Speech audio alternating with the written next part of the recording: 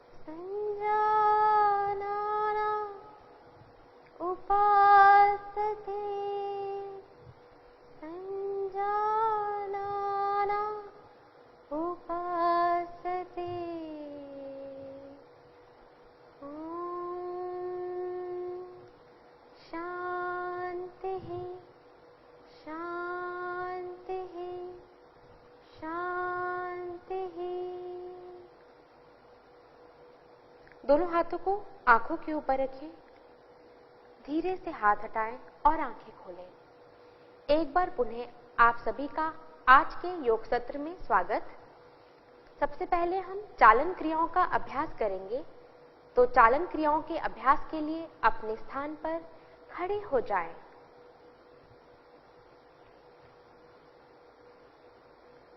चालन क्रियाओं का अभ्यास शरीर में रक्त परिसंचरण का सुधार करता है। अपने पैरों में 2 इंच का अंतर रखें। हथेलियां शरीर के बगल में। आंखों को कोमलता से बंद करें। अपने शरीर को शिथिल करें। शरीर में शीतलता का अनुभव करें। अपने शरीर के भार को दोनों पैरों में समान रूप से अनुभव करें। आंखों को धीरे से खोल दें। सबसे पहले ग्रीवा चालन की क्रियाओं का अभ्यास करेंगे। गर्दन को आगे और पीछे झुकाने का अभ्यास।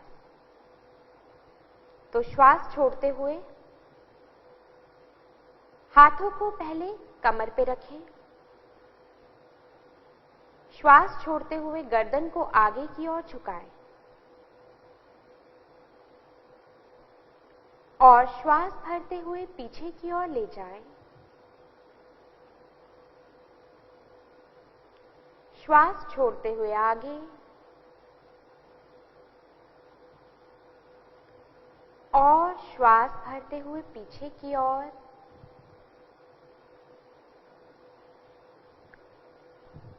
और श्वास छोड़ते हुए धीरे से गर्दन को सामान्य स्थिति में ले आएं।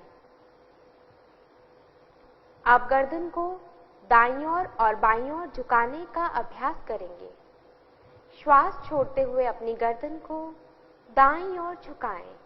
दाएं कान को दाएं कंधे के पास लाएं। श्वास भरते हुए मध्य में गर्दन को वापस ले आएं।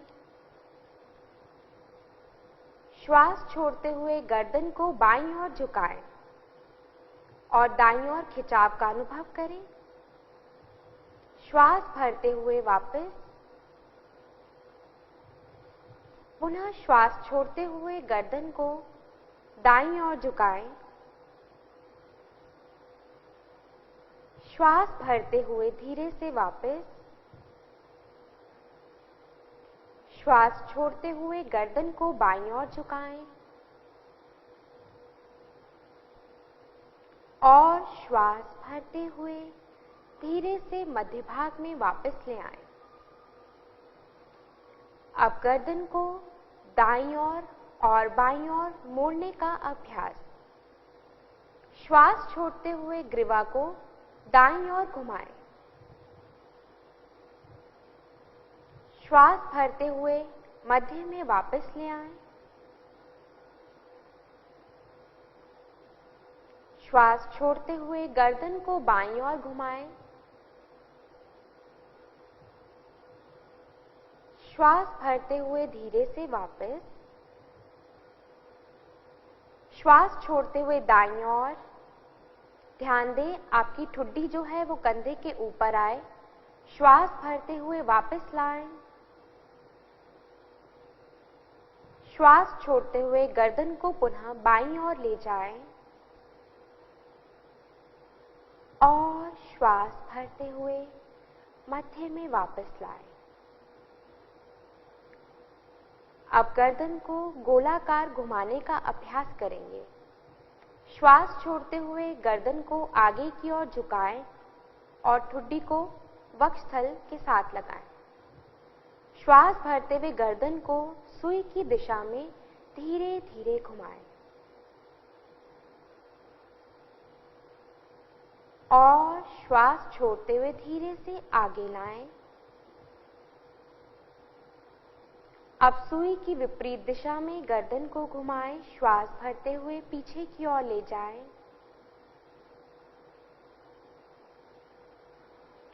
और श्वास छोड़ते हुए आगे। एक बार पुनः सुई की दिशा में क्लॉकवाइज डायरेक्शन में गर्दन को घुमाएं। श्वास भरते हुए और श्वास छोड़ते हुए धीरे से आगे लाएं। विपरीत दिशा में श्वास भरते हुए पीछे की ओर ले जाएं और श्वास छोड़ते हुए धीरे से वापस आगे की ओर। अब श्वास भरते हुए गर्दन को मध्य में ले आएं। हथेलियों को शरीर के बगल में लाएं। आंखों को बंद करें और शिथिलता का अनुभव करें।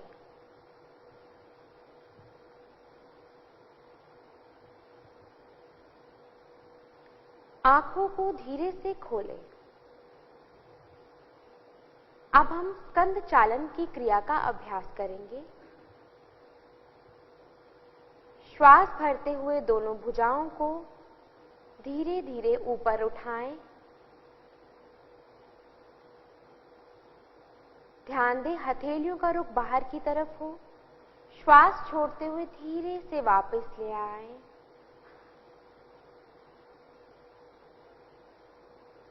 श्वास भरते हुए ऊपर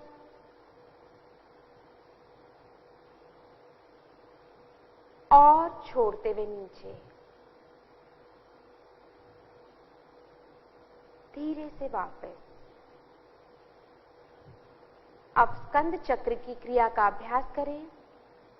श्वास भरते हुए दोनों भुजाओं को कंधे की सीध में ले आएं। हथेलियों को पलटें। अब अपनी उंगलियों को दोनों कंधों पर रखें। कोहनियों को मिलाएं आगे से।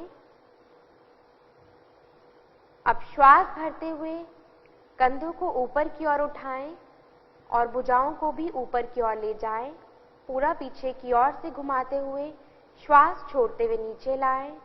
आगे से पुनः कोहनियों को मिलाएं। श्वास भरते हुए ऊपर एक बार पुनः दोहराएं। पूरा पीछे की ओर से खींचते हुए श्वास छोड़ते हुए नीचे। अब विपरीत दिशा में अभ्यास को दोहराएं। श्वास छोड़ते हुए नीचे, पूरा पीछे की ओर खींचें। श्वास भरते हुए ऊपर, कोहनियों को आगे से मिलाएं, छोड़ते हुए नीचे, भरते हुए ऊपर और छोड़ते हुए धीरे से कोहनियों को मिलाएं। अब भुजाओं को फैलाएं, कोहनियों को सीधा करें, हथेलियों को पलटें, श्वास छोड़ते हुए धीरे से वापस आएं। आंखों को बंद करें और इस अभ्यास के प्रभाव को शरीर में अनुभव करें। ध्यान दें, जिन्हें फ्रोजन शोल्डर की समस्या हो वे इस अभ्यास को सावधानी से करें। आंखों को धीरे से खोलें। अब हम कटी चालन की क्रिया का अभ्यास करेंगे। पैरों में कंधे के जितना अंतर दें। श्वास भरते हुए दोनों भुजाओं को कंधे की सीध में उठाएं, सामने की ओर से। अब श्वास छोड़ते हुए कमर को दाईं ओर घुमाएं। दाईं भुजा को सीधा रखें, बाईं कोहनी मुड़ी हुई। अपने हाथ के अंगूठे की तरफ देखें। श्वास भरते हुए मध्य में वापस आएं। श्वास छोड़ते हुए बाईं ओर घुमाएं। श्वास भरते हुए वापस। श्वास छोड़ते हुए दाईं ओर। खिंचाव का अनुभव करें। भरते हुए वापस। श्वास छोड़ते हुए बाईं ओर और श्वास भरते हुए वापस। श्वास छोड़ते हुए भुजाओं को वापस लाएं। पैरों को मिलाएं। आंखों को बंद करें और इस अभ्यास के प्रभाव को अपने शरीर में अनुभव करें।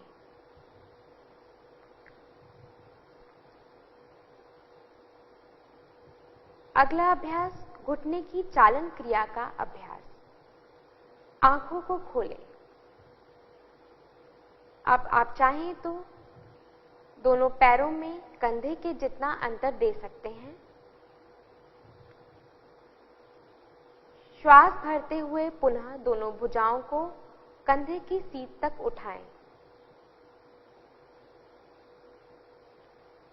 अब श्वास को छोड़ते हुए धीरे धीरे घुटनों को मोड़ें और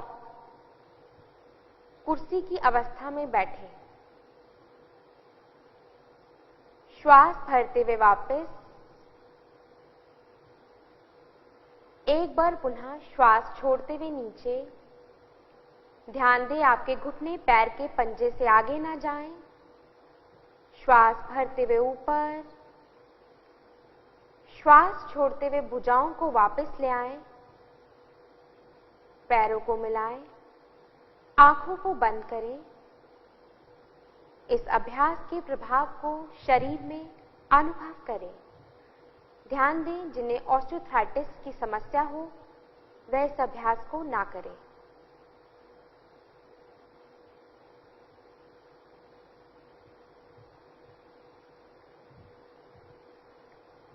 धीरे से आंखों को खोल लें। अब हम खड़े होकर किए जाने वाले आसनों के अभ्यास की ओर बढ़ेंगे। शरीर को दाईं ओर घुमा लें। पैरों में 2 इंच का अंतर। शरीर को व्यवस्थित कर लें। श्वास भरते हुए दोनों भुजाओं को कंधे की सीध तक उठाएं। अपने हाथों की उंगलियों को आपस में इंटरलेस करें। हाथों को पलटें। श्वास भरते हुए भुजाओं को ऊपर की ओर उठाएं, कोहनियां कान के साथ। शरीर को व्यवस्थित करें। अब धीरे से एड़ी वाले स्थान को ऊपर की ओर उठाएं और पैर के पंजे पर खड़े हो जाएं। सामान्य श्वास प्रश्वास के साथ इस आसन में बने रहें।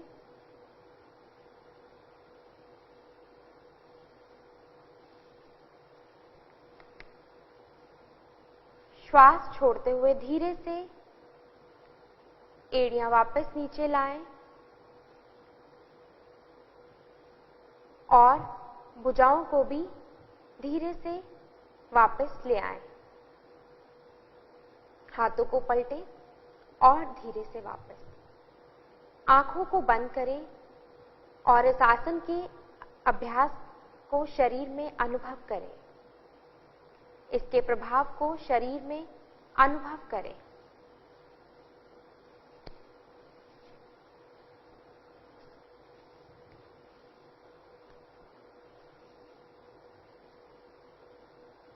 धीरे से आंखों को खोलें।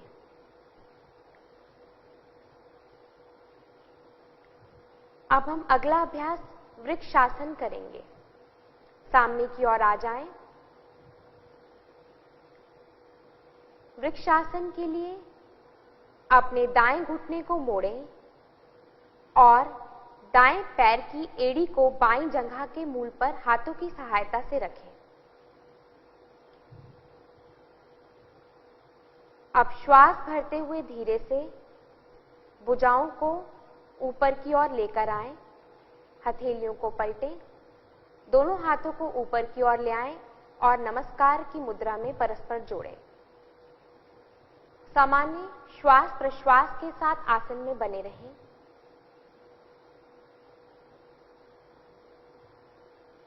श्वास छोड़ते हुए धीरे से वापस आ जाएं, भुजाओं को वापस लाएं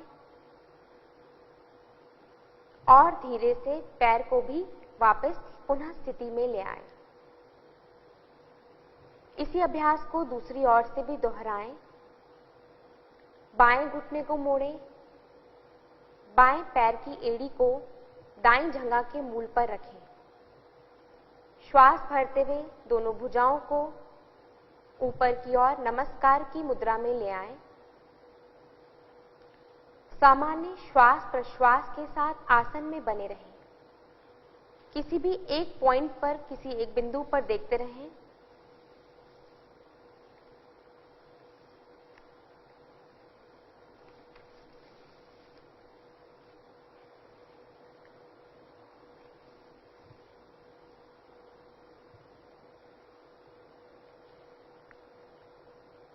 और श्वास छोड़ते हुए धीरे से भुजाओं को वापस लाएं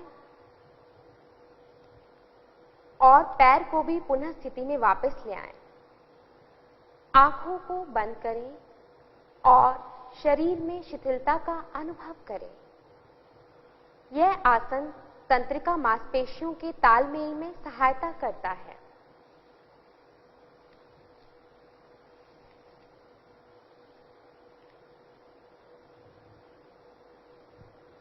धीरे से आंखों को खोलें। अब हम पादहस्तासन का अभ्यास करेंगे। शरीर को दाईं ओर घुमाएं। पैरों में 2 से 3 इंच का अंतर रख सकते हैं। श्वास भरते हुए दोनों भुजाओं को धीरे धीरे ऊपर उठाएं।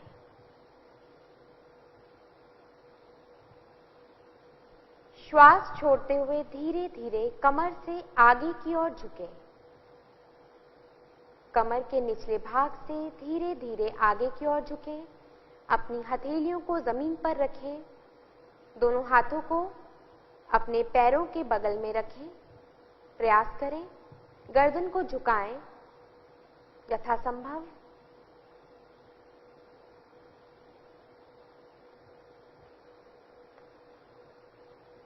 आसन में बने रहें। अब श्वास भरते हुए धीरे धीरे दोनों भुजाओं को ऊपर की ओर उठाएंगे शरीर के साथ और श्वास छोड़ते हुए धीरे से साइड से भुजाओं को वापस लाएं। अपनी आंखों को बंद करें और इस आसन के प्रभाव को शरीर में अनुभव करें। पादहस्तासन आपकी कमर की मांसपेशियों में खिंचाव लाता है और आपकी पेट की मांसपेशियों में भी आंतरिक मसाज करता है और आपके पाचन तंत्र को सुधारता है। ध्यान दें, जिन्हें कमर में दर्द की समस्या हो वे सावधानी से करें। अब धीरे से आंखों को खोलें। अब हम अर्धचक्रासन का अभ्यास करेंगे। अपने हाथों को कमर के पीछे रखें। अपनी दोनों कोहनियों को समानांतर पर रखें। कंधों को पीछे की ओर खींचें। श्वास भरते हुए सिर और कमर को पीछे ले जाएं।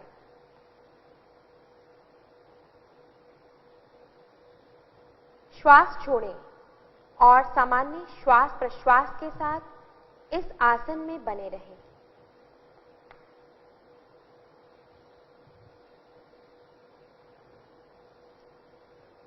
श्वास भरते हुए सिर को वापस ले आएं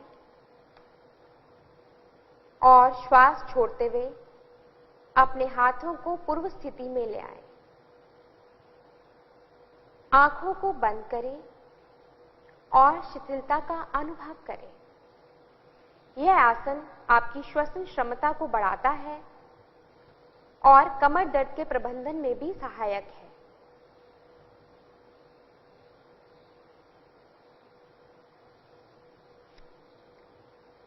आंखों को धीरे से खोलें। अब हम त्रिकोण आसन का अभ्यास करेंगे। सामने की ओर आ जाएं। अपने दोनों पैरों के बीच 3 से 4 फीट की दूरी बनाएं। अब श्वास लेते हुए दोनों हाथों को बगल से कंधों की ऊंचाई तक ले आएं। दाएं पैर के पंजे को दाईं तरफ घुमाएं और श्वास छोड़ते हुए धीरे धीरे दाईं ओर झुक जाएं। दाएं हाथ को दाएं पैर के पास रखें।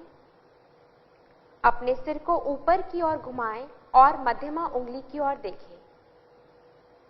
सामान्य श्वास प्रश्वास के साथ आसन में बने रहें। अब श्वास भरते हुए वापस आ जाएं। अपने दाहिने पैर को सीधा कर लीजिए। अब बाएं पैर के पंजे को बाईं ओर घुमाएं। श्वास छोड़ते हुए बाईं ओर झुक जाएं। बाएं हाथ को बाएं पैर के पास रखें। अपनी गर्दन को घुमाएं और मध्यमा उंगली की तरफ देखें। सामान्य श्वास प्रश्वास के साथ इस आसन में बने रहें।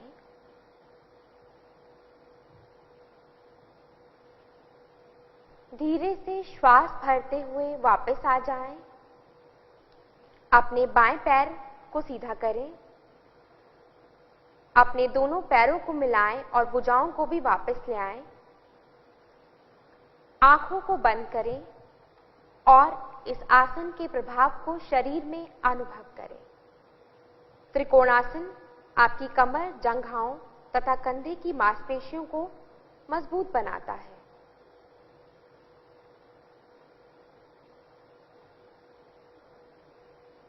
धीरे से आंखें खोलें। अब हम बैठने वाले आसनों का अभ्यास करेंगे। इसके लिए अपने स्थान पर बैठ जाएं। सबसे पहले विश्राम आसन का अभ्यास। दोनों टांगों में कुछ इंच का अंतर रखें। अपने हाथों को शरीर के पीछे रखें। उंगलियों की दिशा शरीर से विपरीत दिशा में। गर्दन को पीछे की ओर झुकाएं। कोहनियों को थोड़ा सा मोड़ें। आंखों को बंद करें। यह विश्रामासन है। विश्रामासन आपके मन को, आपके शरीर को शांति प्रदान करता है।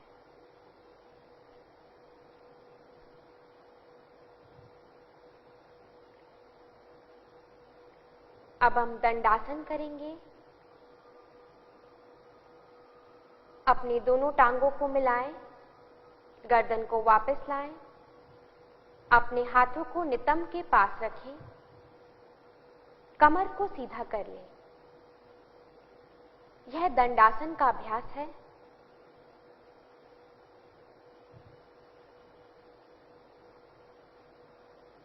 अब हम भद्रासन की ओर चलेंगे। भद्रासन के लिए अपने पैरों को मोड़ते हुए अपने तलवों को मिलाएं। श्वास छोड़ते हुए पंजों को पकड़ लें अपने हाथों द्वारा और अपनी एड़ियों को शरीर की तरफ ले आएं। अपनी कमर को सीधा करें। अपने घुटनों को यथाशक्ति जमीन पर लगाने का प्रयास जितना भी संभव हो।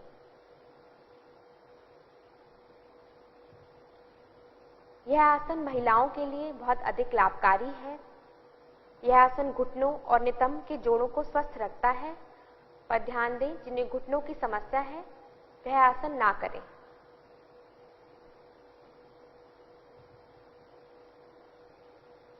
आप धीरे से दंडासन की स्थिति में आ जाएं।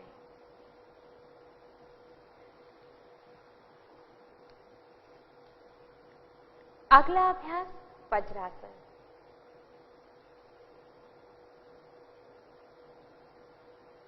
अपने पैरों को मोड़ते हुए एड़ियों के बीच बैठ जाएं।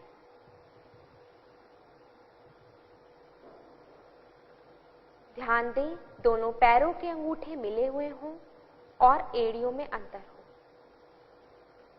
आप धीरे से अपने दोनों हाथों को घुटने पर रखें। घुटने मिले हुए हों। अपनी कमर और गर्दन को सीधा रखें।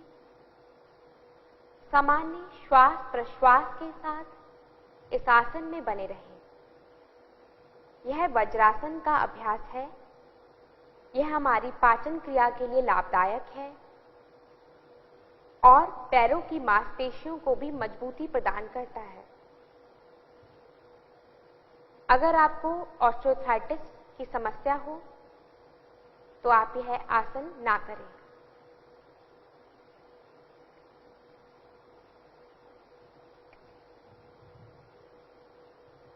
धीरे से वापस आएं। आंखों को खोलें। अगला अभ्यास, अब हम उष्ट्रासन का अभ्यास करेंगे। उष्ट्रासन के अभ्यास के लिए अपने घुटनों पर खड़े हो जाएं। घुटनों के बीच कुछ इंच की दूरी बनाएं। अब श्वास भरते हुए धीरे से पीछे की ओर झुक जाएं और श्वास छोड़ते हुए दाएं हाथ को दाईं एड़ी पर और बाएं हाथ को बाईं एड़ी पर रखें। गर्दन को पीछे झुकाएं यथासंभव। अपने घुटनों को, अपनी जंघाओं और नितंब को कड़ा रखें। छाती को ऊपर की ओर करते हुए सामान्य श्वास प्रश्वास के साथ इस आसन में बने रहें।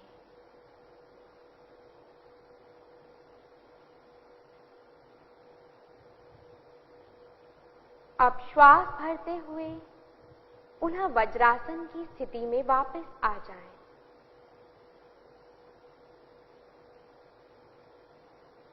आंखों को बंद करें और विश्राम करें। यह आसन कमर की मांसपेशियों को मजबूत बनाता है और फेफड़ों की कार्यक्षमता को बढ़ाने में सहायक है।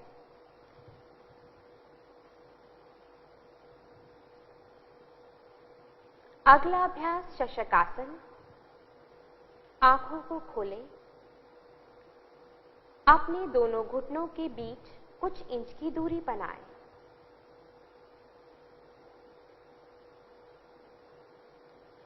अपनी हथेलियों को घुटनों के बीच रखें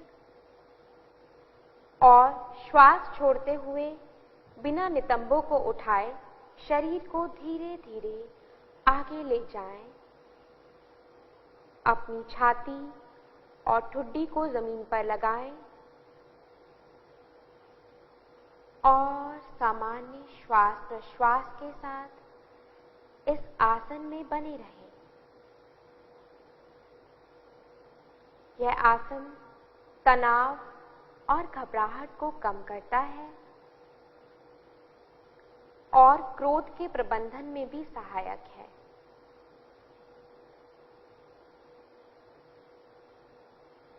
श्वास भरते हुए धीरे धीरे वज्रासन की स्थिति में वापस आएं।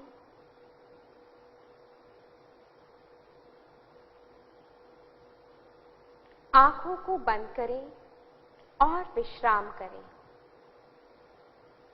ध्यान दें, अगर आपके घुटने में समस्या हो या आप कमर दर्द की समस्या से ग्रसित हों, तो इस अभ्यास को ना करें।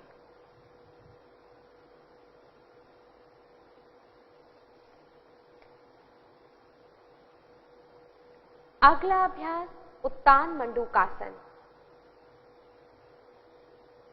सामने की ओर आ जाएं।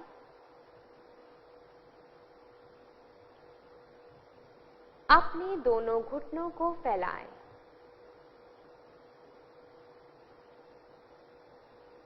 अब श्वास लेते हुए दोनों भुजाओं को ऊपर उठाएं।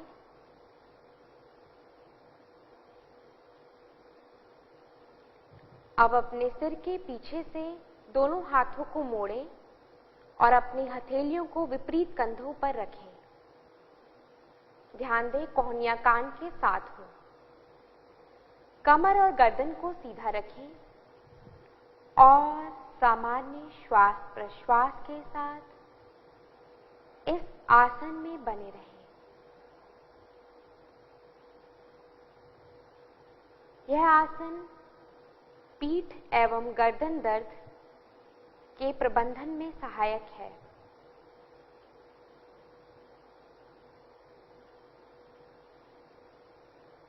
अब धीरे से श्वास भरते हुए अपने दोनों हाथों को सीधा करें। श्वास छोड़ते हुए दोनों हथेलियों को घुटनों पर ले आएं। अब अपने घुटनों को मिलाते हुए पूर्व स्थिति में वज्रासन में आ जाएं। आंखों को बंद करें और विश्राम करें।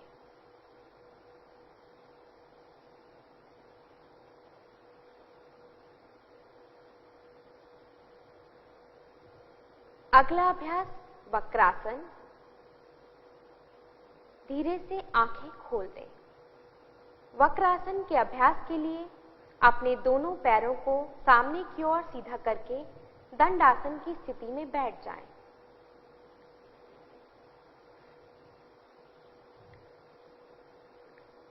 अब धीरे से अपने दाएं पैर को मोड़ते हुए दाएं पंजे को बाएं घुटने के पास रखें। दाएं हाथ को पीछे की ओर ले जाएं, शरीर के पास रखें। उंगलियों की दिशा शरीर से विपरीत। अब अपने बाएं हाथ को दाएं घुटने के ऊपर से घुमाते हुए दाएं पंजे के पास रखें। श्वास छोड़ते हुए सिर और शरीर को दाईं तरफ घुमाएं। ध्यान दें, कमर को सीधा रखें। ऊपर की ओर कमर को खींचें। कंधे एक सीध में हों।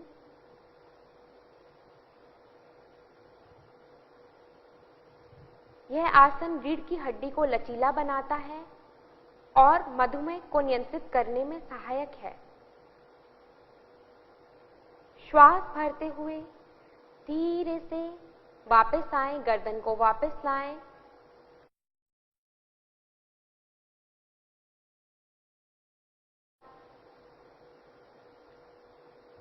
घुटने को भी सीधा करें। अब यह आसन बाईं तरफ से भी दोहराएं। धीरे से बाएं पैर को मोड़ें और बाएं पैर के पंजे को दाएं घुटने के पास रखें। अपने बाएं हाथ को पीछे की ओर घुमाएं, शरीर के पास रखते हुए। अब दाहिने हाथ को बाएं घुटने के ऊपर से घुमाते हुए बाएं पंजे के पास रखें। श्वास छोड़ते हुए सिर और शरीर को बाईं तरफ घुमाएं। कमर को ऊपर की ओर खींचें। कुछ देर सामान्य श्वास प्रश्वास के साथ आसन में बने रहें।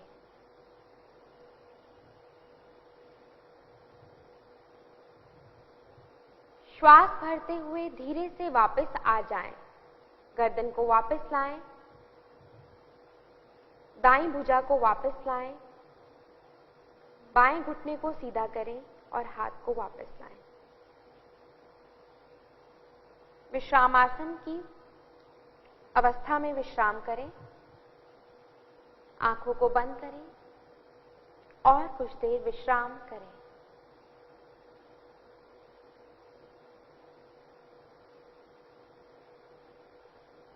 आप धीरे से आंखों को खोलें। आप पेट के बल लेटकर किए जाने वाले आसनों का अभ्यास करेंगे। इसके लिए पेट के बल लेट जाएं।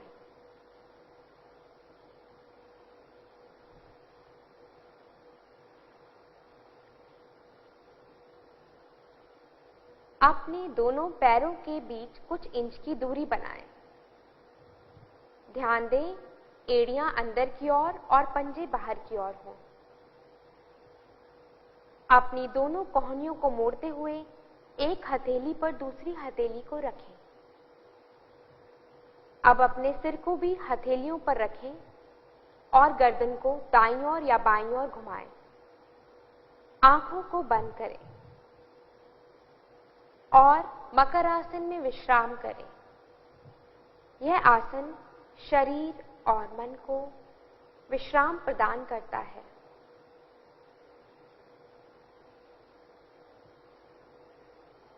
आपकी फेफड़ों की कार्यक्षमता को बढ़ाने में भी सहायक हो सकता है।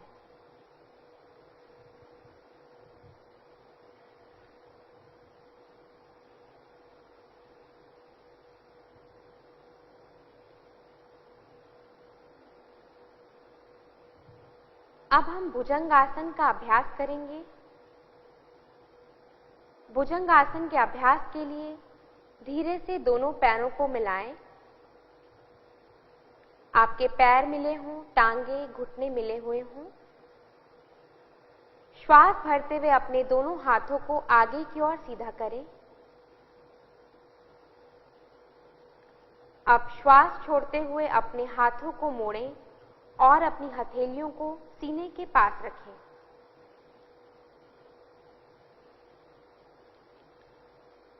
अब धीरे से श्वास को भरते हुए अपनी ठुड्डी और छाती को नाभि वाले भाग तक उठाएं। धीरे धीरे उठाएं। ध्यान दें, कोहनियां शरीर के साथ सटी हों। सामान्य श्वास प्रश्वास के साथ आसन में बने रहें।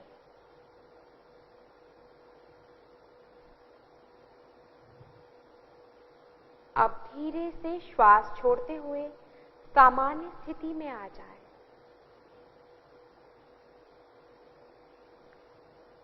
और मकर आसन में विश्राम करें।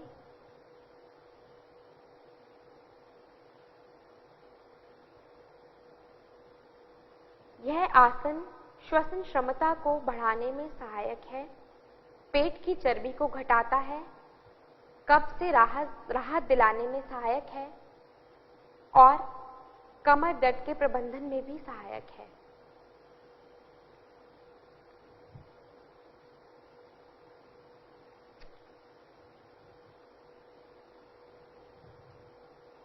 अगला अभ्यास शलभासन। शलभासन के अभ्यास के लिए पुनः अपने पैरों को मिलाएं।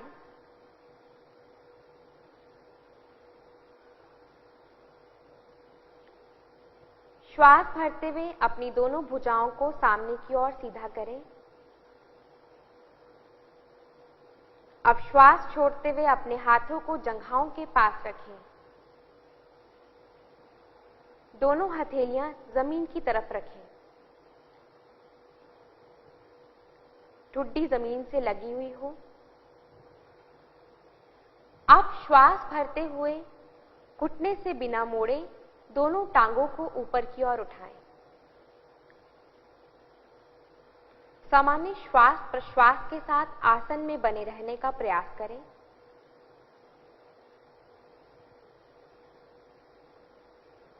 श्वास छोड़ते हुए धीरे धीरे दोनों पैरों को नीचे ले आएं और मकरासन में पुनः विश्राम करें। यह आसन सियाटिका तथा पीठ दर्द के प्रबंधन में सहायक है। ध्यान दें, जिन्हें हृदय रोग की समस्या हो, उच्च रक्तचाप की समस्या हो, वह यह आसन ना करें।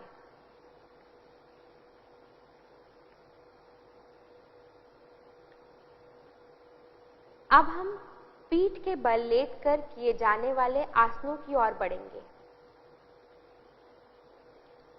अब बाईं या दाईं करवट लेते हुए पीठ के बल लेट जाएं।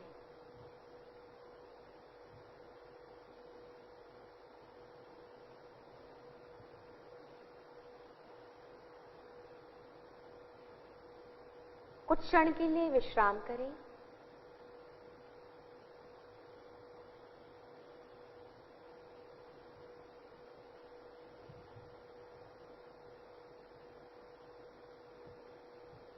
अब हम सेतुबंद आसन का अभ्यास करेंगे। ध्यान देने, जिन्हें गर्दन में दर्द है वे इस आसन के अभ्यास को सावधानी से करें। धीरे से दोनों घुटनों को मोड़ते हुए अपनी एड़ियों को नितंब के नजदीक ले आएं। अपने हाथों की सहायता से टखनों को पकड़ लें।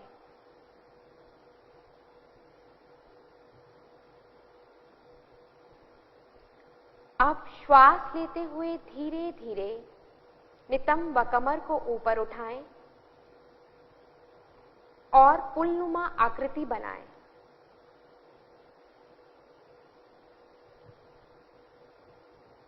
सामान्य श्वास प्रश्वास के साथ आसन में बने रहें।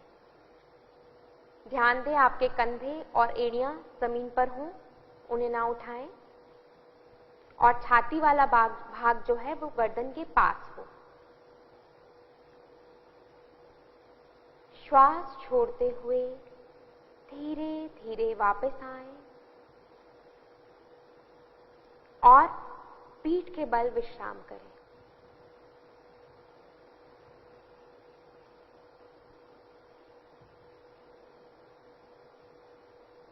यह आसन अवसाद की रोकथाम में सहायक है और कमर दर्द के प्रबंधन में भी सहायक है।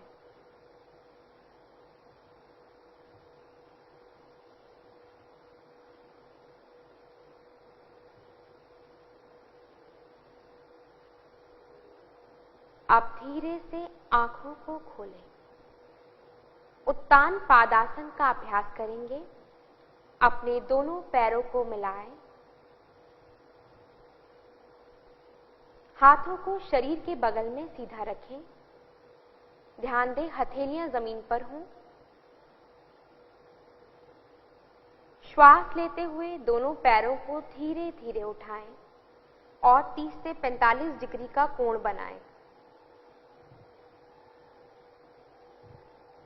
सामान्य श्वास प्रश्वास के साथ आसन में बने रहें।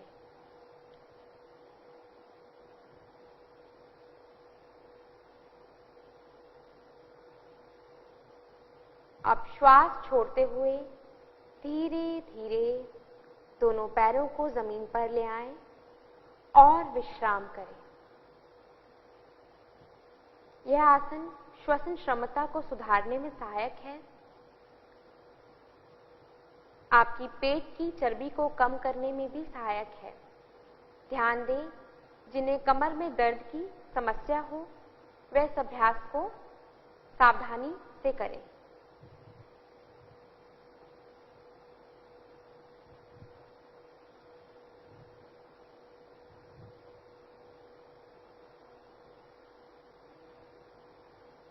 अगला अभ्यास अर्धहलासन। अर्धहलासन के लिए दोनों पैरों को मिलाएं। अपने हाथों को पुनः जंघाओं के पास रखें। अब श्वास भरते हुए घुटनों को बिना मोड़े धीरे धीरे पैरों को उठाएं और 90 डिग्री का कोण बनाएं।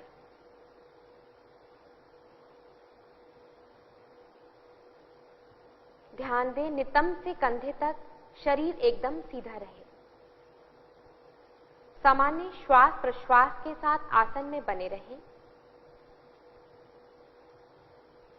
जो इस प्रकार ना कर पाए वे हाथों को सहारा लें।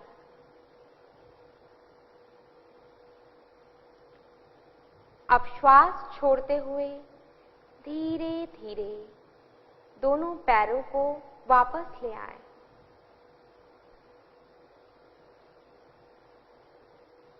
और विश्राम करें।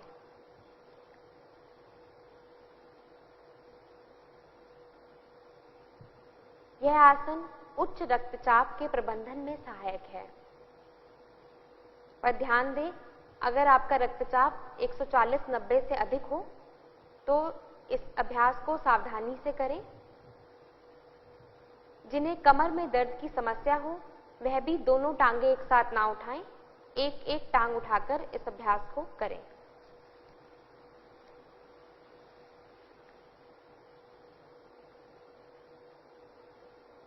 अब हम अगले अभ्यास की ओर बढ़ेंगे। अगला अभ्यास है पवन मुक्त आसन।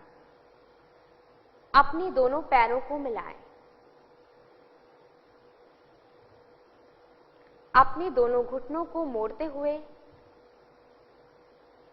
अपनी जांघों को सीने के पास ले आएं।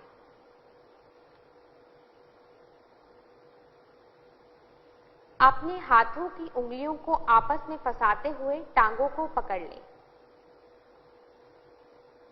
अपने घुटनों को छाती के पास लाएं। अब श्वास छोड़ते हुए सिर को ऊपर उठाएं और अपनी ठुड्डी या नासिका को घुटनों के बीच लगाने का प्रयास करें। ध्यान दें, जिन्हें गर्दन में दर्द की समस्या हो वे गर्दन ना उठाएं। सामान्य श्वास प्रश्वास के साथ इस आसन में बने रहें।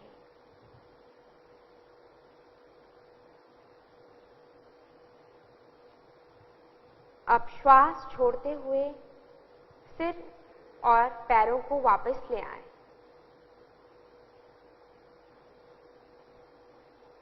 और विश्राम करें। यह आसन पाचन क्रिया को मजबूत बनाने में सहायक है। कब्ज, अपच जैसे कई रोगों को दूर करने में सहायक है।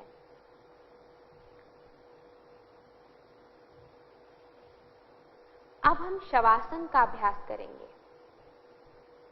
हाथों और पैरों के बीच उचित दूरी बनाएं। हथेलियों का रुख आसमान की ओर। आंखें कोमलता से बंद। लंबा गहरा श्वास लें और धीरे से छोड़ें। एक बार पुनः लंबा गहरा श्वास लें और धीरे से छोड़ें।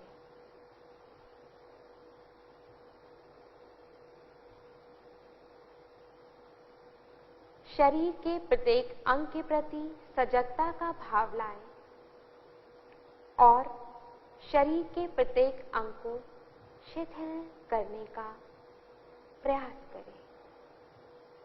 अब धीरे से अपने हाथों और पैरों की उंगलियों को हिलाएं। अपनी दाईं या बाईं ओर करवट लें।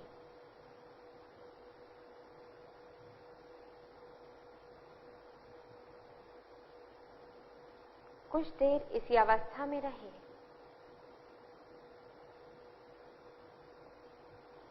अब धीरे से अपने हाथों की सहायता से उठकर बैठ जाएं।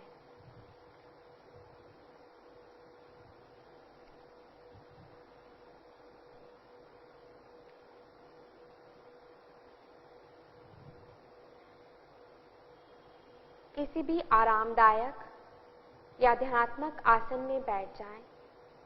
पद्मासन, अर्ध पद्मासन, सुखासन या वज्रासन की स्थिति में कमर गर्दन को सीधा करें। आंखों को कोमलता से बंद रखें। दोनों हाथ ज्ञान मुद्रा की स्थिति में अपने घुटनों पर रखें।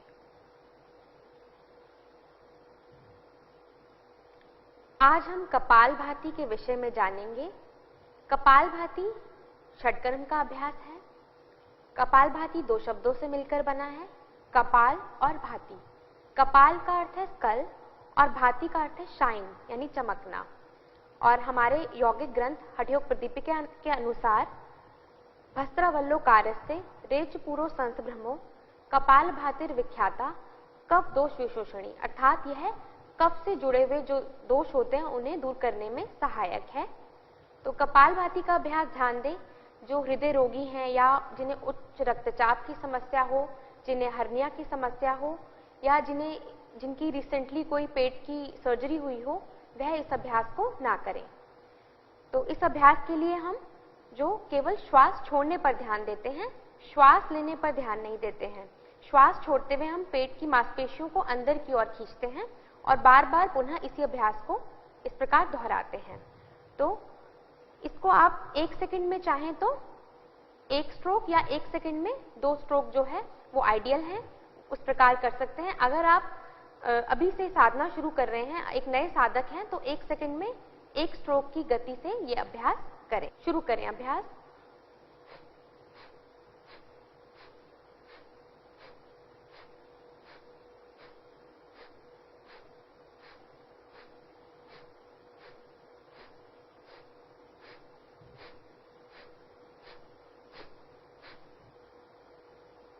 और विश्राम,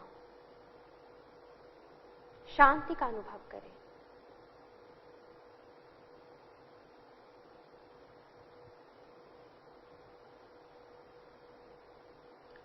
अब हम कपालभाति का दूसरा चक्र शुरू करेंगे।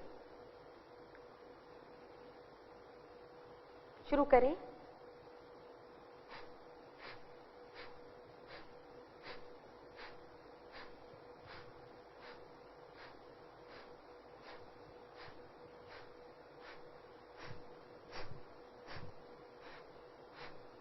और विश्राम।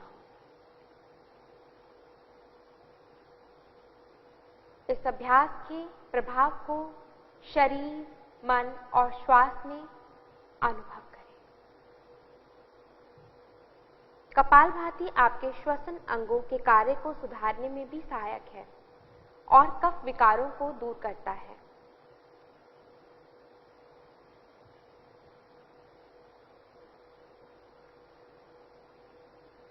अगला अभ्यास अनुलोम विलोम प्राणायाम।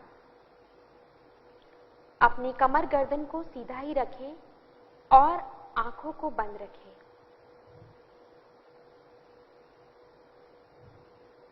अपने बाएं हाथ की ज्ञान मुद्रा बनाकर रखें और दाहिने हाथ की नासाग्र या प्राणायाम मुद्रा बनाएं।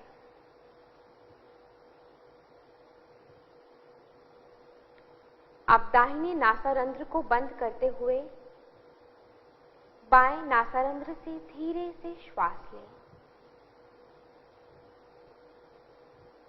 और उसे बंद करते हुए दाएं नासारंध्र से धीरे से श्वास छोड़ें। अब दाहिने नासारंध्र से श्वास लें, उसे बंद करें और बाईं ओर से धीरे से श्वास छोड़ें। यह अनुलोम विलोम प्राणायाम का एक चक्र है। ऐसे 4 चक्रों का अभ्यास कर जाएं। ध्यान रहे आपकी श्वास धीमी, गहरी और लयबद्ध हो।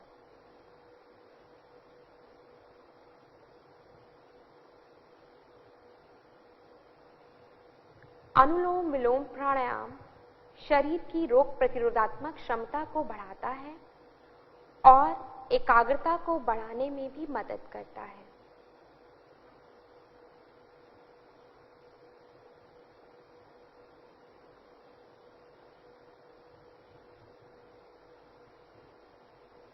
लंबा, धीमा, गहरा श्वास अंदर और बाहर।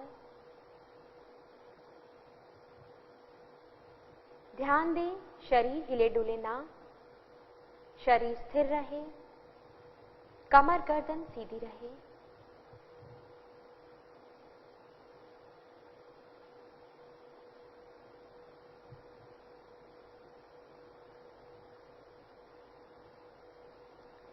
अनुलोम विलोम प्राणायाम आपके शरीर की सभी नाड़ियों की शुद्धि करता है।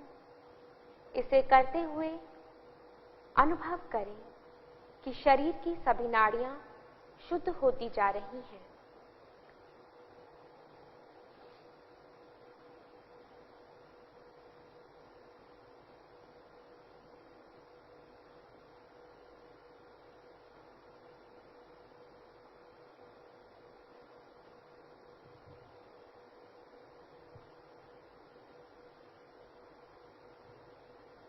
चार चक्र पूरे होने के पश्चात धीरे से हाथ को वापस ले आएंगे। अपने शरीर, मन और श्वास पर पड़े हुए प्रभाव को अनुभव करें।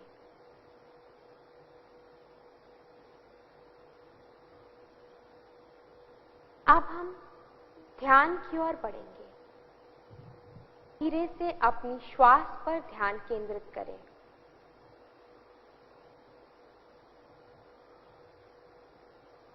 धीमी और गहरी श्वास लें, धीमी और गहरी श्वास छोड़ें।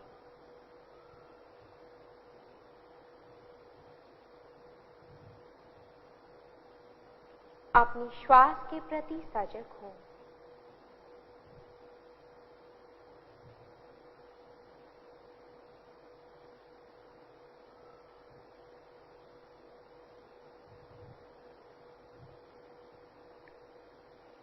अब धीरे से अपने विचार और भावनाओं के प्रति सजग हों।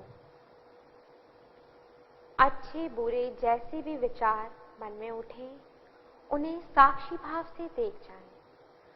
अपने विचारों से लड़े नहीं, उन पर किसी प्रकार की कोई प्रतिक्रिया ना दें।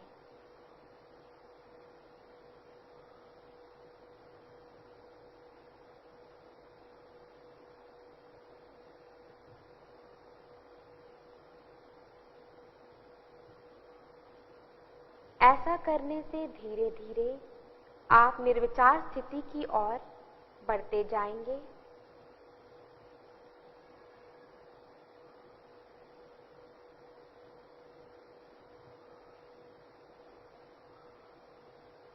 अपने हृदय में प्रणव को धारण कीजिए, ओम को धारण कीजिए और ध्यान में लीन हो जाएं। और ध्यान में लीन हो जाएं।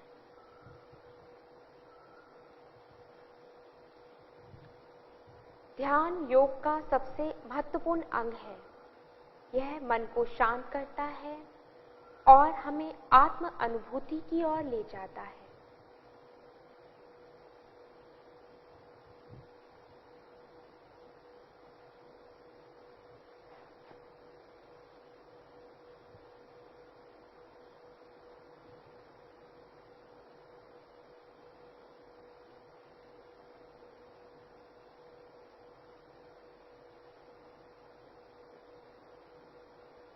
अब सामान्य श्वास प्रश्वास पर ध्यान केंद्रित करें और मन ही मन संकल्प धारण करें। हमें अपने मन को हमेशा संतुलित रखना है। इसमें ही हमारा आत्मविश्वास समाया है। मैं स्वयं के प्रति, अपने कुटुंब के प्रति, कार्य, समाज और विश्व के प्रति शांति, आनंद और स्वास्थ्य के प्रचार के लिए बद्ध हूं। मैं मानव मूल्यों का पालन करने के लिए प्रतिबद्ध हूं और देश के विकास के लिए समर्पित हूं।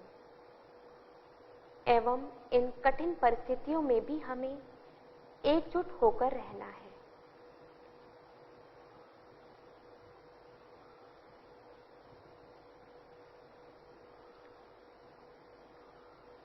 अब शांति पाठ के लिए नमस्कार मुद्रा बनाएं।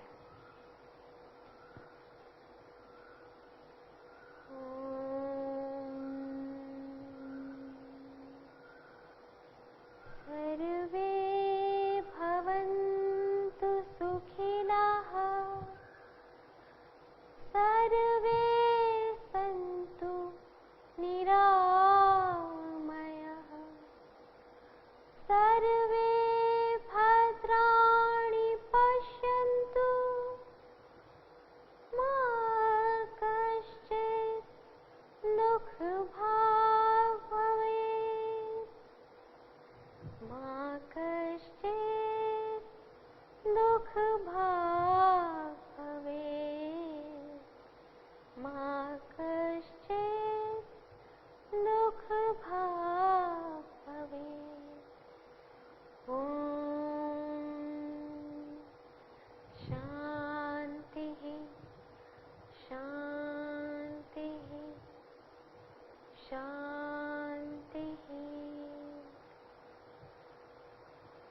अपने दोनों हाथों को आंखों पर रखें।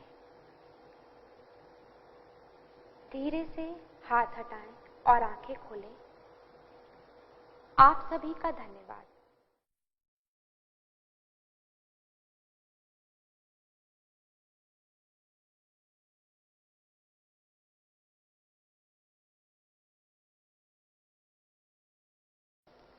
नमस्कार, आप सबका हार्दिक स्वागत है योग परिचय के 8वें दिवस के व्याख्यान सत्र में। आज हम उस चीज के ऊपर साझा करने जा रहे हैं आपके साथ जो कहीं ना कहीं इतनी मुख्य हो चुकी है, उसकी महत्वता इतनी बढ़ चुकी है हर व्यक्ति विशेष के जीवन में। वो क्या है, आइए चर्चा करते हैं। कोई भी व्यक्ति विशेष खाने के बिना कुछ समय, कुछ दिन रह सकता है। कोई भी व्यक्ति विशेष, कोई भी पर्सन पानी के बिना भी कुछ क्षण रह सकता है। पर क्या कल्पना की जा सकती है सांस के बिना भी जीवन? और सांस की महत्वता क्या है, आज पूरे विश्व को उसकी जानकारी है। सांस के लिए हम किस तरीके से श्वास प्रश्वास के स्तर पर कितना निर्भर हो चुके हैं। सांस जब नहीं आ रही है, हम कैसे कैसे साधनों का इंतजाम करने की कोशिश कर रहे हैं, ये पूरा विश्व देख रहा है। आज इस पैंडेमिक सिचुएशन में श्वास की महत्वता को भी हम जान रहे हैं। तो क्या सांस ही महत्व है या सांस के साथ जुड़ी हुई कुछ और भी विषय वस्तुएं हैं जो महत्व रखती हैं? तो आइए इन सब के ऊपर आज आपके साथ साझा करते हैं आज का व्याख्यान सत्र। तो प्रार्थना से आरंभ करेंगे। प्रार्थना के लिए दोनों हाथों को नमस्कार मुद्रा में जोड़ें, आंखों को बंद करें, एक बार अपने शरीर को व्यवस्थित करें और सहज हो जाएं। शरीर में आने और जाने वाली सांस का अनुभव करें।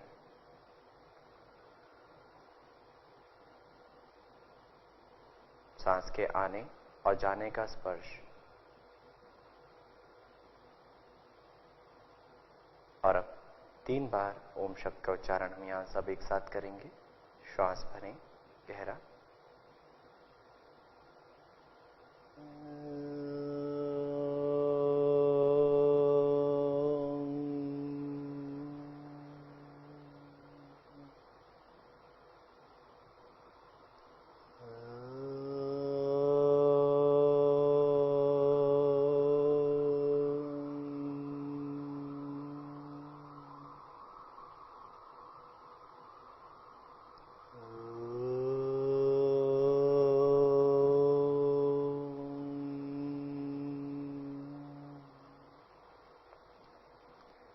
शांति शांति शांति।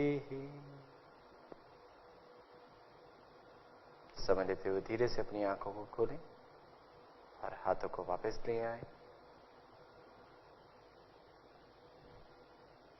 एक सामान्य व्यक्ति 1 मिनट में लगभग 15 से 18 श्वास लेता है, यानी सांस का आना और जाना 15 से 18 बार। एक हेल्दी, एक स्वस्थ व्यक्ति, इससे कम भी मात्रा गिनी जाती है, सुनी जाती है। और इस मात्रा को अगर वो पूरी उम्र इस मात्रा में लेने की कोशिश करता है श्वास को, तो लगभग शास्त्रों में 100 वर्ष के आसपास उसकी आयु का प्रावधान दिया गया है। वहीं एक कछुआ लगभग 1 से 2 श्वास 1 मिनट में लेता है और लगभग 150 से 200 साल उसके जीवन की यात्रा होती है। तो कहीं ना कहीं यहां हम ये बात समझ पा रहे हैं कि श्वास पूरी आयु के साथ उसका संबंध कितना महत्वपूर्ण है। क्या वो सांस ही है जो अपनी महत्वता पूरे जीवन के साथ दिखाती है या और कुछ है? ऐसी बहुत सारी चीजों के ऊपर आज हम साझा करने जा रहे हैं। पहले के समय में या आज के समय में मैं योगियों की बात करूं, योग की साधना जो करते हैं, जो हायर या उच्च स्तर की जो साधना करते हैं, जिसको हम योगी शब्द उनके लिए लगाते हैं। आज तो हर व्यक्ति विशेष अपने नाम के आगे योगी जोड़ रहा है, चाहे थोड़ा सा ही अभ्यास करता हो। परंतु जो सच में रियल योगी हैं, जो अपने जीवन को योग की साधना में पूरी जोड़ चुके हैं, लगभग 100, 150, 200 साल तक की उन्होंने आयु अपनी बिताई है योग साधना में। कैसे संभव हुआ? वो ऐसा क्या अभ्यास करते थे?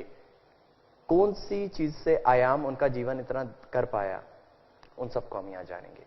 तो आइए शुरू करते हैं आज के व्याख्यान सत्र में जो हमारा विषय है प्राणायाम सिद्धांत एवं लाभ, यानी प्राणायाम के सिद्धांत और उनके लाभ के बारे में बात करेंगे। कोई भी इस शब्द से पूरे विश्व में शायद ही अछूता हो जो इस शब्द को ना जानता हो। प्राणायाम में भी हो सकता है कुछ अलग नाम से जानते हो, श्वास की क्रिया, श्वास का अभ्यास, श्वास से जुड़े हुए कुछ प्रैक्टिसेस, कुछ भी। पर जब भी हम प्राणायाम की बात करते हैं तो कहीं ना कहीं सबको पता है योग का एक अभ्यास और सांस को किसी न किसी अलग तरीके से लेने का माध्यम। तो वो सब क्या है और ये प्राणायाम क्या है? अगर हम बात कर रहे हैं, पहले हमने शुरुआत करी श्वास की, अब हम बात कर रहे हैं प्राण की, तो सांस और प्राण के बीच में ये संबंध क्या है? अगर हमें सांस को बढ़ाना है, जीवन को आयाम देना है, तो श्वासायाम होना चाहिए था। तो ये प्राणायाम क्या है? तो चर्चा करते हैं प्राणायाम सिद्धांत एवं लाभ पर। हमारा विषय प्राणायाम की बात करें, प्राणायाम की उत्पत्ति और अर्थ की बात करें तो प्राणायाम शब्द है क्या? प्राण आयाम या प्राणायाम, जो भी आप इसका उच्चारण करना चाहें। आइए देखते हैं। प्राणायाम शब्द दो शब्दों को मिलकर जोड़कर बना है, प्राण और आयाम। प्राणायाम, प्राण और आयाम शब्द जो मिलकर बनते हैं, उनके अलग अलग अर्थों को हम यहां जानेंगे। प्राण का अर्थ हुआ सूक्ष्म जीवन शक्ति। ध्यान से सुनिएगा, देखिएगा। प्राण का अर्थ हुआ सूक्ष्म जीवनी शक्ति। उसको अनुभव करने के लिए सूक्ष्मता तक जाना जरूरी है। उसको देखा नहीं जा सकता, अनुभव किया जा सकता है। आयाम का अर्थ हुआ प्रसार या विस्तार, बढ़ाना। ठीक है। प्राणो देह स्थितो वायु आयाम स्थित निबंधनम, ये गोरख शतकम के सूत्र में बताया गया है। जो शरीर में, देह में स्थित वायु है, उसका निबंधन करना, उसका आयाम करने की कोशिश करना, वह प्राणायाम है। तो देह स्थितो वायु अर्थात वह सूक्ष्म स्तर पर जो जीवनी शक्ति है, जिसे अनुभव करने के लिए सूक्ष्मता पर जाना जरूरी है, जो मैंने पहले कहा। अब मैं बात करूं, क्या प्राण ही है जो शरीर में एक ही स्तर पे पूरे शरीर में फैला हुआ है, एक ही तरीके से फैला हुआ है? क्या मैं जब प्राण बोल रहा हूं तो उसको मैं सूक्ष्मता के किसी भी स्तर पे अनुभव करने के लिए अगर मैं अनुभव करना चाहूं तो क्या वह उसी स्तर में अनुभव होगा या उसका कुछ अलग नाम भी है? आइए उसके ऊपर चर्चा करते हैं। शरीर में जब प्राण की बात की जाती है तो 5 मुख्य प्राण की बात की जाती है और उनके अपने अपने अलग अलग कार्य हैं, और 5 उप प्राण की बात की जाती है। तो 5 मुख्य कार्य जो हैं वह है प्राण, अपान, समान, व्यान और उदान। ये पांचों अलग अलग स्थान पर अलग अलग कार्य कर रहे हैं। ऐसे ही उपप्राण नाग, कूर्म, कृकल, देवदत्त, धनंजय, इस उपप्राण का भी अपना अपना कार्य है। इनके स्थान भी मैं यहाँ पे साझा करूं तो प्राण का स्थान कहीं ना कहीं छाती वाले भाग की बात की जाती है। अपान की बात करूं तो नाभि से निचले क्षेत्र की बात की जाती है। मैं अगर बात करूं उड़ान की तो कंठ से ऊपर की बात की जाती है, और मैं बात करूं व्यान की तो संपूर्ण शरीर में और समान नाभि क्षेत्र में। तो अलग अलग स्थान पर जो ऊर्जा, जो सूक्ष्म स्तर पर जीवनी शक्ति कार्य कर रही है, वह प्राण है। और प्राण का स्वरूप अलग अलग रूप में, उसका नाम हमने यहाँ जाना। ऐसे ही हिचकी का आना, पलक का झपकना, छींक का आना, उबासी का आना, इनके पीछे भी तो कोई तो शक्ति है, कुछ तो फोर्स है जो कार्य कर रही है। अगर ये अपने स्तर से सही तरीके से कार्य ना करे तो कहीं ना कहीं इसमें भी हमारी परेशानी होती है। वह है उपप्राण। तो इस सब प्राण और उपप्राण के ऊपर कार्य करना, इसको आयाम करना, इनको सही तरीके से समझना, उसको हम कहीं ना कहीं प्राणायाम कहें तो सही ज्यादा अच्छा होगा। महर्षि पतंजलि जी ने क्या कहा है? महर्षि पतंजलि जिन्होंने पातंजल योग सूत्र, योग दर्शन की संरचना करी और 195 सूत्रों में योग को पूर्ण रूप से पिरोने का प्रयास किया। बहुत सुंदर तरीके से उन्होंने योग में प्राणायाम की परिभाषा दी। तस्मिन् सति श्वास प्रश्वास योग गति विच्छेदा प्राणायाम, अर्थात आसन की सिद्धि के बाद तस्मिन् सति, यानी किसके पश्चात? आसनों को साधने के बाद। महर्षि पतंजलि जी ने साधना के लिए अष्टांग मार्ग का बात की है, अष्टांग योग की बात की है। तो उसमें यम, नियम, आसन और प्राणायाम, प्राणायाम चौथा अंग है। तो पहले के 3 अंग आसन तक साधने के बाद, मुख्य आसनों को साधने के बाद श्वास और प्रश्वास की गति में विच्छेद हो जाता है, रुकनी शुरू हो जाती है, अंतर आना शुरू होता है, वहां आपको रोकनी नहीं पड़ती। वो हायर स्तर, वो उच्च स्तर आपके भीतर उत्पन्न होता है, वह प्राणायाम है। अगली बात करूं अगर मैं, तो अगले हठ प्रदीपिका यानी हठ योग का जो मुख्य ग्रंथ है, स्वामी स्वात्माराम जी के द्वारा जो रचित किया गया ग्रंथ है, उसमें दूसरे अध्याय में, दूसरे उपदेश में प्राणायाम का वर्णन किया गया। पर यहां पर उन्होंने प्राणायाम शब्द का प्रयोग नहीं किया, उन्होंने अष्ट कुंभक की बात की, 8 प्रकार के कुंभक बताए। और यही मैं बात करूं हठ योग के दूसरे ग्रंथ की, तो घेरण संहिता। घेरण संहिता घेरण ऋषि, घेरण मुनि के माध्यम से लिखा गया ग्रंथ, जिन्होंने 5वें अध्याय में प्राणायाम की चर्चा की है, पर वहां भी उन्होंने अष्ट कुंभक शब्द का प्रयोग किया है। तो आप देख रहे हैं हठ योग के मुख्य ग्रंथों में यहां प्राणायाम शब्द का प्रयोग न करके कुंभक शब्द का प्रयोग किया जा रहा है, अर्थात वहां महत्वता दिखा जा रही है धारण करके रोकने की। और वो कैसे करेंगे, कौन कौन से प्राणायाम हो सकते हैं, यानी कौन कौन से कुंभक हो सकते हैं, उनको हम आगे जानेंगे। घेरण संहिता के अनुसार प्राणायाम कब किया जाए, कैसे किया जाए, आज उसको जानना बहुत जरूरी है। आदो स्थानम तथा कालम मिताहारम तथा परम, अर्थात स्थान, काल, मिताहार का चुनाव करना बहुत महत्वपूर्ण है। और क्यों महत्वपूर्ण है, जो मैंने पहले भी चर्चा करी, तो क्या होना चाहिए उसके ऊपर चर्चा करते हैं। स्थान कैसा होना चाहिए, ये जो मैं स्थान की बात कर रहा हूं, ये शास्त्रों में दिए गए स्थान की बात की गई। वहां एक योगी के लिए मठ की बात की जाती थी, पर आज के समय में क्या मठ में रहकर अपने आप को इतने स्तर पर अभ्यास करना संभव है? नहीं। मठ क्या है पहले उसको जान लें। तो ये तो कुछ बातें चर्चा की जाती है, शास्त्र में किया गया है कि पहले कैसे ऋषि या योगी हैं जिनको साधना करनी है, उनके लिए वो मठ कैसा होना चाहिए, जहां सब ऐसा देश हो जहां सबको भोजन आसानी से मिल पा रहा हो, प्राप्त मात्रा में मिल पा रहा हो, सारे पत्थर, अग्नि, जल सभी प्रकार की गड़बड़ियों से मुक्त हो। पर आज के समय में हम प्राणायाम करने के लिए कैसा स्थान चुने, वो बहुत महत्वपूर्ण है। आपके आसपास का वातावरण शुद्ध होना चाहिए, पर आज वातावरण बाहर जाना संभव है, कहते हैं खुले में करना चाहिए प्राणायाम।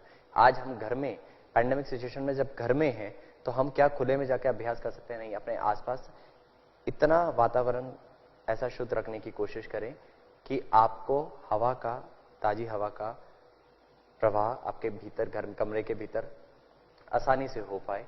दूसरी चीज, आपके आसपास बहुत सारी विषय वस्तु ना रखी हो, थोड़ा सा कमरा खाली हो, नकारात्मक ऊर्जा को बहुत ज्यादा अपने आसपास ब्लॉक करके मत रखिए, और साफ सुथरी जगह हो, चाहे वो आपके घर में किसी भी आप स्थान को चुन सकते हैं।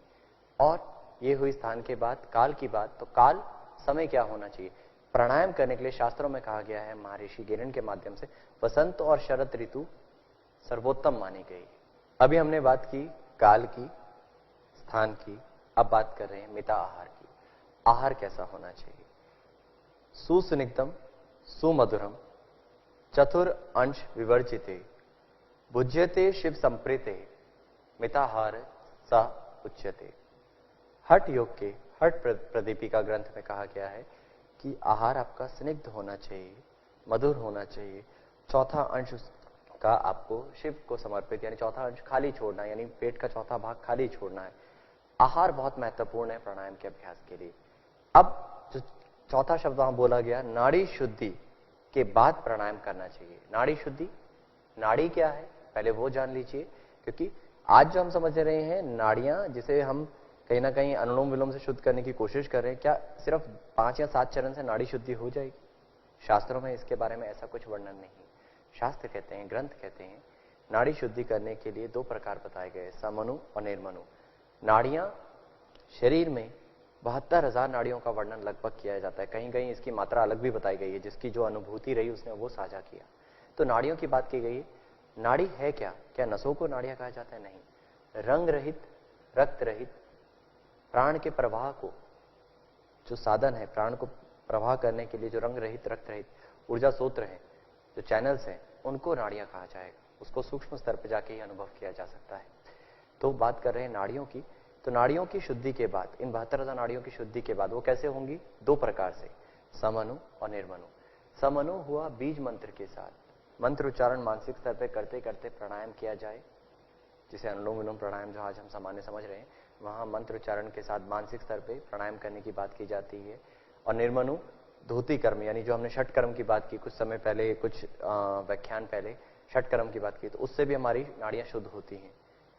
इसके उपरांत, यानी स्थान, काल, मिताहार और नाड़ी शुद्धि के उपरांत हम प्राणायाम करने के पात्र होते हैं। पर आज के समय में हर व्यक्ति प्राणायाम करने के लिए तैयार है, क्योंकि उसको पता है प्राण की महत्वता क्या है, श्वास की महत्वता क्या है। तो थोड़ा सा आपको आहार का ध्यान देना है, अपने आसपास के वातावरण का ध्यान देना है, और आप प्राणायाम करने के लिए तैयार हो सकते हैं। अब मैं बात कर रहा हूं योग सूत्र में, यानी पतंजलि योग सूत्र में कितने प्राणायाम बताए गए हैं। अगर प्राणायाम की संख्या बताई गई है तो कौन कौन से हैं, उनकी बात करते हैं। वहां बात की गई है महर्षि पतंजलि जी के माध्यम से, बाह्य अभ्यंतर स्तंभ वृत्ति देश काल संख्या भी परिदृष्टो दीर्घ सूक्ष्म, अर्थात बाह्य वृत्ति, अभ्यंतर वृत्ति, स्तंभ वृत्ति और बाह्य अभ्यंतर विषयक्षेपी, ये 4 प्रकार के प्राणायाम की बात की गई है। तो बाह्य वृत्ति हुआ श्वास का बाहर छोड़कर रोक देना या रुक जाना। अभ्यंतर वृत्ति हुआ श्वास का भीतर भर के रोक देना या रुक जाना। स्तंभ वृत्ति हुआ सांस को भरकर रोकना, भरकर या छोड़कर, दोनों प्रकार से किसी भी आप रूप की बात कर सकते हैं। स्तंभ यानी रोकना। वहां तीसरा प्राणायाम इस प्रकार से बताया गया। वहां कहीं भी बात नहीं की सूर्य भेदन की, चंद्र भेदी प्राणायाम, उज्जयी, या आज नाना प्रकार के प्राणायाम के नाम से आप परिचित हैं। वहां बात की गई है बाह्य वृत्ति, अभ्यंतर वृत्ति, स्तंभ वृत्ति या बाह्य अभ्यंतर विषयक्षेपी, अर्थात बाहर और भीतर के विषयों के चिंतन को त्याग कर देश काल संख्या के ज्ञान के बिना ही अपने आप जो प्राण की गति किसी देश में रुक जाती है, वह चौथा प्राणायाम है महर्षि पतंजलि जी के अनुसार। वह है बाह्य अभ्यंतर विषयक्षेपी, अर्थात जहां आपको परिश्रम नहीं करना पड़ रहा है। एक वह अवस्था आ चुकी है जहां देश काल की भी प्रबंधन, मतलब देश काल का भी प्रभाव नहीं पड़ रहा है। वह स्थिति पाने के लिए कितनी साधना करनी पड़ेगी, उस स्तर को आप छू लेते हैं, तो वह चौथा प्राणायाम बताया है। पर आज जो मुख्य स्तर पे हम बात करते हैं, हठ योगिक ग्रंथों की साधना की बात करते हैं, हठ योग के जो प्राणायाम बताए गए हैं, अष्ट कुंभक की बात करते हैं, हठ योग में जो प्राणायाम बताए गए उनको कहीं ना कहीं पूरा विश्व ज्यादा अपना रहा है। वे कौन से हैं जानते हैं? तो आइए जानते हैं हठ प्रदीपिका में कौन से प्राणायाम की बात की गई है। वहां प्राणायाम शब्द प्रयोग में नहीं लिया गया, मैंने पहले भी कहा, अष्ट कुंभक की बात की गई है। तो अष्ट कुंभक कौन कौन से हैं? कुंभक करने के लिए कौन कौन सी चीजों की आवश्यकता है? मुख्य पूरक, कुंभक, रेचक। इसके साथ ही वो कुंभक जो अष्ट कुंभक है वह घटित होते हैं, वह किए जाते हैं। पूरक क्या है वह जानना बहुत जरूरी है। क्या सामान्य सांस का लेना पूरक है? तो ऐसे तो हम 21,600 बार पूरे दिन में पूरक ही कर रहे हैं। पूरक शब्द को अगर हम जाने तो धीमा, लंबा, गहरा श्वास चेतना के साथ यानी सजगता के साथ लयबद्ध रूप से भरा गया श्वास, वह पूरक है। यानी जब आप सांस भर रहे हैं तो आप पर आपका श्वास पर नियंत्रण हो, कंट्रोल हो, सजगता हो, आप धीमे धीमे लें, गहरा लें, वह पूरक है। इसी का विपरीत धीमा, लंबा, लयबद्ध रूप से गहरा श्वास जो छोड़ा जा रहा है वह रेचक है। और यह सामान्य नहीं होगा, तब तक नहीं होगा जब तक आप इसको सजगता के साथ नहीं करेंगे। सामान्य पूरे दिन में हम सांस ले रहे हैं, छोड़ रहे हैं, उसके प्रति सजग नहीं है, पर जो सजगता के साथ धीमा ले रहे हैं, धीमा छोड़ रहे हैं, लयबद्ध कर रहे हैं, वह पूरक और रेचक है। और यहाँ तीसरा जो मुख्य है कुंभक, यानी धारण करके रोकना या छोड़कर रोकना। 2 प्रकार से कुंभक होता है, आंतरिक कुंभक और बाह्य कुंभक। तो यहाँ हम जिसकी बात कर रहे हैं वह आंतरिक और बाह्य दोनों की है। पर यहाँ 8 जो रूप दिए गए हैं, उन 8 को करने की विधि ये है: धीमा गहरा भरना, धीमा गहरा छोड़ना, भरकर रोकना या बाहर छोड़कर रोकना। सांस की बात की जा रही है, पर वह सांस प्राण को एक्टिव करती है, प्राण को संचारित करती है, और उसको करने के 8 प्रकार हैं। वो 8 प्रकार कौन से हैं? सूर्य भेदी है, उज्जयी है, शीतकारी है, शीतली है, भस्त्रिका, भ्रामरी, मूर्छा, पलावनी। आज सामान्य व्यक्ति कुछ प्राणायाम का नाम इनमें से जानता होगा, कुछ के लिए ये शब्द बहुत नए हैं। तो ये सारे प्राणायाम कैसे करने हैं, कुछ विधि आप में से हो सकता है कुछ की विधि आप जानते हो, पर ये सारे प्राणायाम कैसे करने हैं विधिवत रूप से आप किसी योग शिक्षक के निर्देशन में ही सीखें, एक अच्छे योग प्रशिक्षक के निर्देशन में सीखें तो ज्यादा लाभ ले पाएंगे। आज कहीं ना कहीं हम कहीं से भी बुक पढ़कर हम करने की कोशिश करते हैं। गलत अभ्यास हानि पहुंचा सकता है। वो क्या पहुंचाएगा हानि, उसके ऊपर हम चर्चा करेंगे। उससे पहले एक बार देख लीजिए घेरण संहिता में किस प्राणायाम की बात की गई। तो घेरण ऋषि के माध्यम से बात की गई। वहां भी पूरक कुंभक रेचक के बिना प्राणायाम घटित नहीं हो सकता है। वहां सहित कुंभक की बात की गई। पहला जो प्राणायाम है, वह पहला जो कुंभक है वह सहित कुंभक है। उसके भी 2 स्तर हैं, सगर्भ और निगर्भ। तो बहुत गहरा विषय है प्राणायाम। दूसरा प्राणायाम सूर्य भेदन, तीसरा उज्जयी, शीतली, भस्त्रिका, भ्रामरी, मूर्छा और केवली। एक अंतिम जो प्राणायाम बताया गया केवल प्राणायाम, केवली कुंभक, वह स्तर है जहां श्वास अपने आप रुक जाती है, लंबे समय के लिए स्थिर हो जाती है। अगर कहीं ना कहीं महर्षि पतंजलि जी के माध्यम से चौथा प्राणायाम की मैं बात करूं तो कहीं ना कहीं सिमिलरिटी मिल रही है। पर यह स्तर पाने के लिए बहुत साधना करनी पड़ेगी, बहुत ज्यादा नियमों का पालन और नियम ग्रह नहीं होना है, बहुत ज्यादा अनुशासन के पालन करना पड़ेगा। साधक को बाधक का ध्यान देना पड़ेगा, स्थान का ध्यान देना पड़ेगा, काल का ध्यान देना पड़ेगा, तब जाके हम इस स्तर को छू पाएंगे। अन्यथा फेफड़ों की कार्य क्षमता बढ़ाने के लिए, बहुत सारे बेसिक लाभ लेने के लिए हम प्राणायाम कर सकते हैं। जैसे सही विधि सीख लीजिए। सही विधि का अगर हम आज के सामने रोजाना अभ्यास सत्र में उस सही विधि को सिखाने की कोशिश कर रहे हैं, तो आप उस विधि को अगर सीखते हैं, अपनाते हैं, तब भी आप बहुत सारे नाना प्रकार के लाभ ले सकते हैं। गलत प्राणायाम का अभ्यास भी कुछ नकारात्मक प्रभाव छोड़ता है। यदि हाँ, तो वह क्या है, देखते हैं।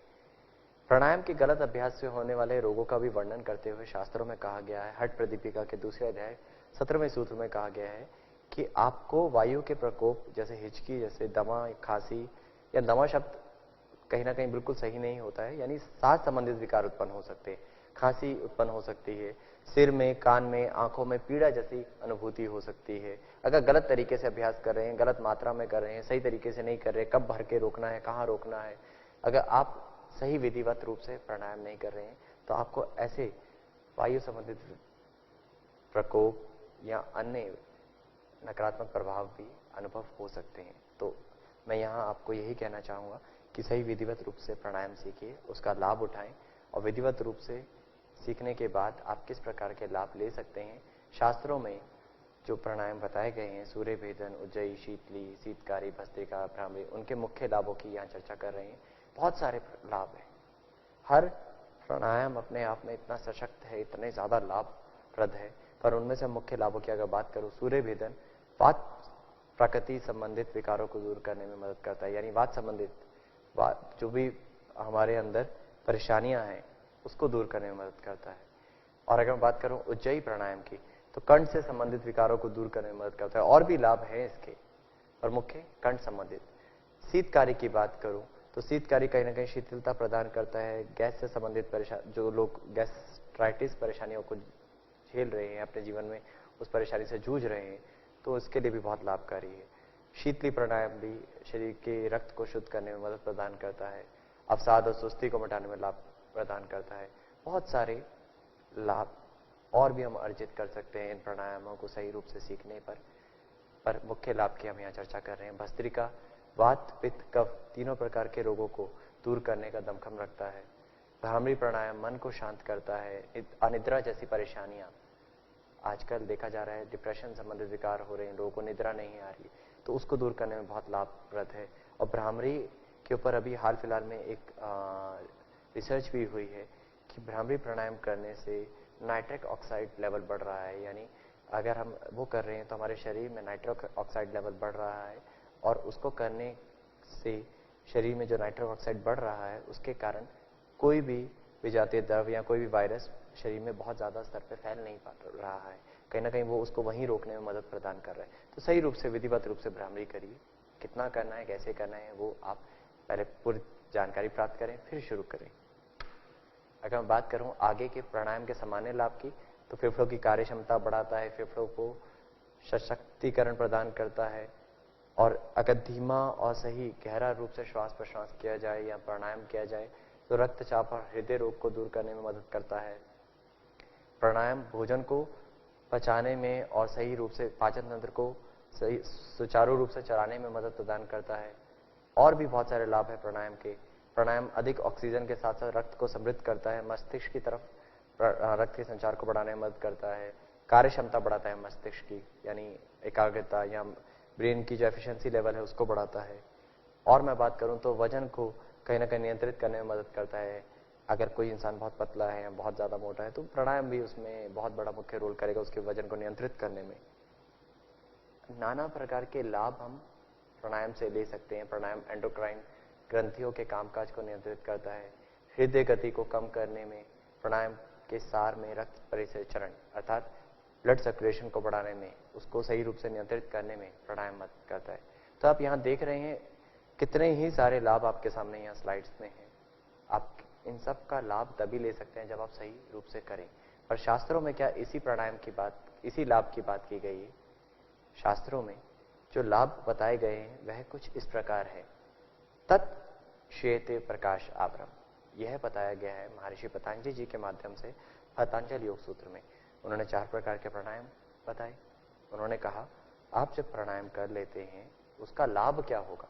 एक सूत्र दिया, तत् श्वेते प्रकाश आवरम, यानी तब जाकर कहीं ना कहीं प्रकाश का आवरण होता है। प्रकाश, जो अंधकार की चादर है वो क्षीण होती है, प्रकाश सामने आता है। जैसे एक दीपक जल रहा है और ऊपर एक लोटा रख दिया जाए तो हम ये कहें कि रोशनी नहीं है, ये गलत होगा। उस दीपक को जलते हुए को हमने ढका है, उस अंधकार को हटाना है, तब जाके कहीं ना कहीं हम प्रकाश का आवरण कर पाते हैं। तो वह अंधकार की चादर हटती है और तब हम आगे के स्तर के लिए तैयार होते हैं। और दूसरा लाभ उन्होंने बताया है, धारणा सूचा योग्यता मनसा, धारणा करने के लिए मन योग्य होता है। यानी धारणा अगर आप करने के पात्र होंगे तभी आप ध्यान के पात्र होंगे, तभी आप समाधि की अवस्था तक जाएंगे, जो अष्टांग योग में बताया गया है। पहले धारणा करना मुख्य है। तो धारणा तभी संभव है जब प्राणायाम अच्छे स्तर पर होगा। तो धारणा सूचा योग्यता मनसा। हठ योग के ग्रंथों में लाभ क्या बताया गया है? हठ योग में कहा गया है कि केवल प्राणायाम के माध्यम से ही सभी मलों की निवृत्ति होती है। यदि आप सही तरीके से प्राणायाम करते हैं तभी आप सभी मलों को दूर कर सकते हैं। और बात की जाती है विधिवत रूप से प्राणायाम का अभ्यास अगर आप करते हैं तो नाड़ियों को शुद्ध करने के पश्चात सुषुम्ना नाड़ी में प्राण के प्रवाह को बढ़ाते हैं। यानी ईड़ा और पिंगला की जो बात की जाती है, 72,000 नाड़ियों में 11 मुख्य नाड़ियां हैं और उसमें 3 मुख्य नाड़ियां ईड़ा, पिंगला, सुषुम्ना। तो मध्यम स्तर की जो नाड़ी है सुषुम्ना नाड़ी में प्राण के प्रवाह को बढ़ा के ऊर्ध्वगामी किया जाता है। वो तभी संभव है जब सही तरीके से प्राणायाम का अभ्यास हो। और कुंडली शक्ति जो गुप्त विद्या है, बहुत गहरी बात की गई है, यहाँ पे सूक्ष्म स्तर की बात की गई। कुंडली शक्ति को जागरण करने में प्राणायाम का बहुत बड़ा मुख्य रोल है, मुख्य भूमिका है। अब और भी अगर मैं बात करूं घिरण संहिता की, तो वहां कहा गया है कि शरीर में हल्कापन लाने में प्राणायाम बहुत लाभ देता है। साथ ही साथ साधक के चित्त में आनंद की प्राप्ति करवाता है। तो अगर इतने सारे लाभ हमें शास्त्रों के अकॉर्डिंग लेने हैं तो हमें सही विधिवत रूप से प्राणायाम सीखना पड़ेगा। स्थान का ध्यान देना पड़ेगा, काल का ध्यान देना पड़ेगा, मिताहार का ध्यान देना पड़ेगा, नाड़ियों को शुद्ध करना पड़ेगा, और फिर हम इस सभी प्रकार के लाभों को ले सकते हैं। और यहाँ हमने कुछ अंत में आपके साथ साझा कर रहे हैं नाड़ी शोधन प्राणायाम किस प्रकार करना है, बाएं से लेकर दाएं से छोड़ना, दाएं से लेकर बाएं से छोड़ना। ये आप देख भी रहे हैं, सीख भी रहे हैं आजकल के हमारे अभ्यास सत्र में। शीतली प्राणायाम की एक पिक्चर आपके साथ साझा करते हुए छाया चित्र साझा कर रहा हूँ। शीतकारी प्राणायाम दांतों को जोड़कर करने का तरीका है। भ्रामरी प्राणायाम जिसकी मैंने अभी बहुत विशेष रूप से चर्चा करी। तो यहाँ आज हम अपने सत्र को समाप्त करेंगे। आज के सत्र में हमने जाना प्राण क्या है, प्राण को आयाम कैसे करना है, प्राणायाम करने की विधि क्या है। छोटी छोटी विधियों को हमने कम समय में जानने की कोशिश की। कितने प्रकार के प्राणायाम है, किन चीज़ों का ध्यान देना है, अगर गलत तरीके से प्राणायाम करें तो तब क्या नुकसान हो सकता है। इन सब चीज़ों को हमने आपके साथ साझा किया। आशा करते हैं आप सही रूप से प्राणायाम सीखेंगे और आज के इस पैंडेमिक सिचुएशन में अपने शरीर को, अपने फेफड़ों को, अपने मानसिक स्थिति को स्वस्थ रूप देने का प्रयास करेंगे। धन्यवाद। अभ्यास सत्र को यहीं पे समाप्त करते हैं, व्याख्यान सत्र को समाप्त करें।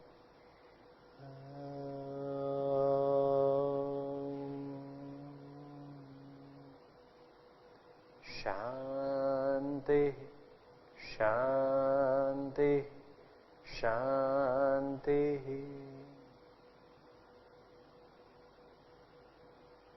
धन्यवाद। सुखी रहें, स्वस्थ रहें।